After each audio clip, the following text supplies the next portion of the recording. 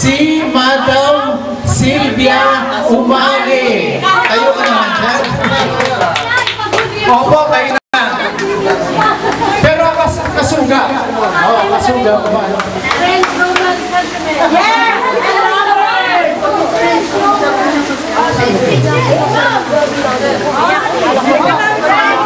Unfortunately, wala sa naman. Hello! Ano ba tinuro ko rin sa inyo? At saka English. English. Oh, pero madam, yung balong economics din niya mong excellent. Ay, hindi na dapat. Ay, Nagsisisiyan daw na eh. Kapag ka magsisisi ngayon, supplier tayo. Pinagaya ko, kahit mga Chinese, ha? Kumukuha sa akin ngayon. Hindi na Chinese yung... Doon siya nagkukuha ng economics, di ba? Business eh. Oo, very related. Oh, good afternoon. Afternoon na ba? Yes, ma'am. Oh, I'm glad na nagkita-kita tayo. Class 81. Gusto natin dagdagan yung team ninyo. Ano ba yung team nyo? One dream. One class, one dream, one mission. One mission. Okay, ma'am. One class, one dream, one mission. One kapamilya, at saka one kapuso. Okay. How about hep hep? Olay! Hep hep? Olay! Yan, congratulations sa mga class 81, ano? Kasi, to tell you frankly, sa dami ng mga nag-invite sa akin ng mga reunion, class reunion, before, ngayon lang ako nakapag-attend. Wow! Ang swerte ko dahil yung mga class 81 pala, pawang mga mabibigat.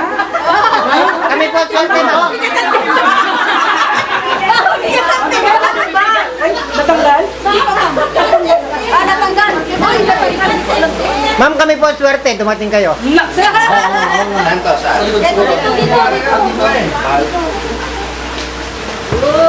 Parang ayaw na yung mic na marinig yung pambubola ko, no? Hindi, totoo. Na-surprise ako sa mga nakita ko sa inyo. Kasi nung students ko kayo, napaka-innocent yung maliliit lang, no? Mga simple, mga batang-bata. But now, look at you, Eh, ma'am, malisyoso na. mga mukhang milyonaryo at milyonarya. Oo, masaya nga ako dahil nakita ko kayo, tapos successful. Alam mo, isang karangalan ng teacher, isa sa mga pinagmamalaki ng teacher, kapag yung mga students niya, naging successful, kaya tuwan-tuwa kami doon. Ako na isa sa mga pinakamasaya. Dahil pag nakikita ko yung mga estudyante ko na umasenso sa buhay, masaya, lalo kami sumasaya. Yun lang may bibigay namin sa inyo, yung karunungan.